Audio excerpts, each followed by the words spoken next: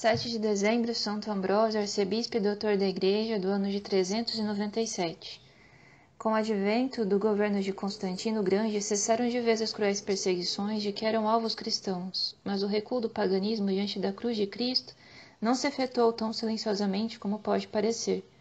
O inverno da idolatria foi seguido de uma época de transição cheia de horríveis tempestades, anunciadoras de tempos melhores pelo prelúdio da primavera cristã.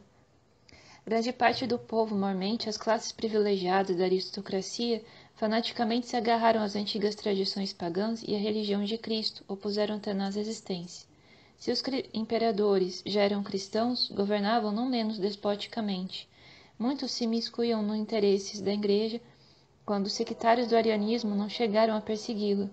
As fronteiras sofriam constantemente as invasões dos povos germânicos, quando no interior sucessivas revoltas militares preparavam a queda do império, abalado já que se achava em seus fundamentos. Foi este o ambiente político-religioso em que apareceu a grande figura de Ambrósio, bispo de Milão. Ambrósio nasceu provavelmente em Treves, onde viu a luz do mundo em 340. O pai de Ambrósio era governador de grande parte da Itália, Espanha, França e Alemanha. Pela morte do pai, a família de Ambrósio mudou-se para Roma.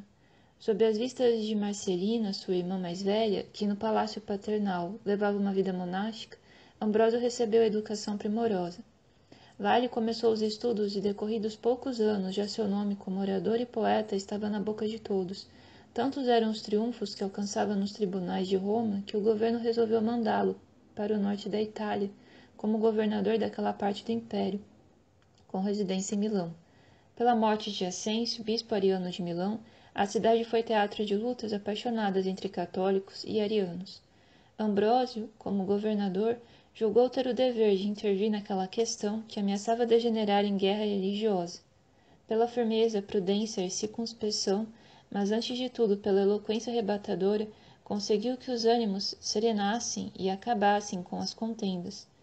Deu-se na mesma ocasião um fato extraordinário que impressionou profundamente tanto os católicos como os arianos. Ambrósio mal tinha terminado o discurso diante de muito povo, quando uma criança levantou bem alto a voz e disse: Ambrósio é nosso bispo. Católicos e arianos, atônitos, entreolharam-se e a multidão que enchia o templo rompeu na aclamação uníssona. Ambrósio será o nosso bispo. Embora este protestasse contra a manifestação espontânea da vontade do povo, embora alegasse que não era batizado ainda, a multidão não se deixou demover da sua atitude e mais alto ressoaram as aclamações. Ambrósio é nosso bispo. O imperador Valeriano, colocando-se ao lado do povo, empenhou-se com sua autoridade para que Ambrósio aceitasse a dignidade episcopal. Ambrósio, porém, fugiu de Milão, mas passados alguns dias foi pelo povo levado em triunfo à cidade onde, então sucessivamente, de um bispo católico recebeu o sacramento do batismo e da ordem. Uma vez bispo, entregou-se às obras da caridade, revelando ao mesmo tempo um zelo apostólico extraordinário. A grande fortuna desapareceu-lhe nas mãos dos pobres e o jejum que guardava era tão rigoroso e desapiedado que os discípulos se julgaram obrigados a dirigir-lhe o pedido de poupar a saúde. Ambrósio respondeu: Muitos já morreram pelo excesso no comer, porém ninguém ainda jejuando. 3 coisas Ambrósio propôs: a celebração cotidiana da Santa Missa, a pregação dominical e a luta contra a heresia e os maus costumes. Únicos em beleza são os tratados que escreveu sobre a castidade e virgindade. Movidas pelas instruções de Ambrósio, muitas donzelas deixaram o mundo para abraçar a vida religiosa. O afluxo do elemento feminino ao estado religioso tomou tais formas que as mães cuidaram de afastar suas filhas das práticas do bispo, receando que para casa voltassem com a resolução de entrar no convento. As pregações do santo prelado eram tão abençoadas por Deus que inúmeros hereges se lhe prostraram aos pés, pedindo a absolvição do erro e a readmissão no seio da igreja. Enriqueceu o ofício divino de belos hinos sacros, organizou o canto dos salmos pela assistência toda dividida em 2 coros e criou o rito ambrosiano, até hoje observado na igreja de Milão. O maior triunfo da vida apostólica de Santo Ambrósio é a conversão de Santo Agostinho, o qual, ouvindo a palavra evangélica do santo arcebispo, procurou e abjurou a heresia do maniqueísmo. A sombra acompanha a luz. Era natural que o demônio com seus sequazes movesse guerra ao homem de Deus. Uma inimiga terrível surgiu-lhe na pessoa da imperatriz Justina, adepta fanática do arianismo. Furiosa por causa da grande influência do arcebispo, por essa paixão nada poupou para fazê-lo desaparecer. Dinheiro, intrigas, maledicências, calúnias e perseguições disfarçadas e abertas eram as armas a que recorreu aquela mulher para conseguir o seu diabólico plano.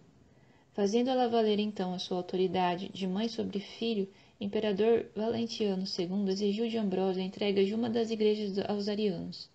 Ambrósio respondeu-lhe: as praças do mundo pertencem ao imperador, as igrejas ao bispo. Se esqueceste que és príncipe católico, eu te mostrarei que sou bispo católico.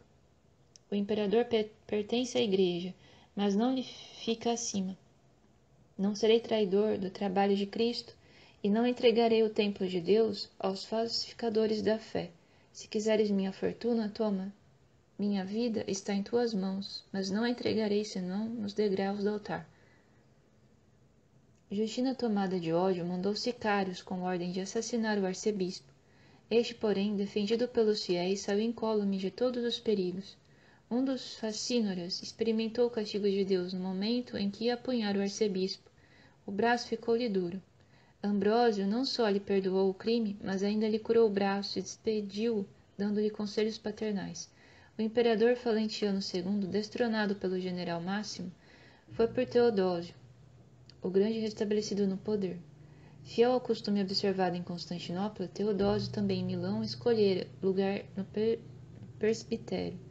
Ambrósio, vendo nisto uma arrogância indébita, intimou-o a descer para onde estavam os demais fiéis. Pela púrpura és imperador, mas não sacerdote, disse a Teodósio, o qual, longe de levar a mal esta fraqueza, disse aos amigos: afinal achei um homem que me disse a verdade, entre os bispos conheço só um, Ambrósio.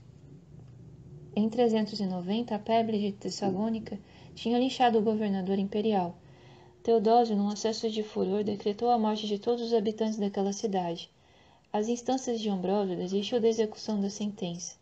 Mais tarde, porém, esquecido da palavra dada ao arcebispo, cometeu o crime bárbaro. Ambrósio, inteirado do ocorrido, excomungou Teodósio e condenou-o a fazer penitência pública. Quando, apesar da excomunhão, em dia de grande festa, Teodósio se dirigiu ao templo para assistir aos santos mistérios, encontrou na porta Ambrósio em ornato episcopal, vedando-lhe a entrada. Tuas mãos estão ainda gotejando do sangue de justos, disse ao imperador, e tu te atreverás a levantá-las a Deus? Terás a ousadia de receber o corpo de Deus na boca que proferiu uma sentença tão horrível? Teodósio animou-se a replicar: não pecou também o rei Davi? Ambrósio respondeu: rei Davi? Ambrósio respondeu: já que imitastes a Davi no pecado, imita-o também na penitência. Teodósio humildemente aceitou o que o arcebispo lhe impôs e durante 8 meses fez penitência pública. Ambrósio faleceu na Sexta-feira Santa do ano de 397, em 4 de abril. No dia da Páscoa teve seu sepultamento na Basílica entre os corpos dos santos Gervásio e Protássio. No fétero compareceu a pleiade de neófitos batizados por ele, que todos de branco à beira do túmulo entoaram o jubiloso Aleluia da Páscoa. São Paulino relata que alguns destes neobatizados viram o santo bispo glorificado dando-lhes a sua bênção. A morte do grande bispo foi muito sentida por todos e considerada um desastre para a Itália. Este tricão, célebre general do imperador, chegou a dizer: se este homem morre, a Itália está perdida. Grande foi a alegria da cristandade toda quando, em 1871, foram descobertas as relíquias de Santo Ambrósio, que se julgavam perdidas, pois durante 1000 anos se ignorava o lugar onde tinham sido depositadas. 7 de dezembro é o dia da sagração do grande bispo. Santo Ambrósio, rogai por nós.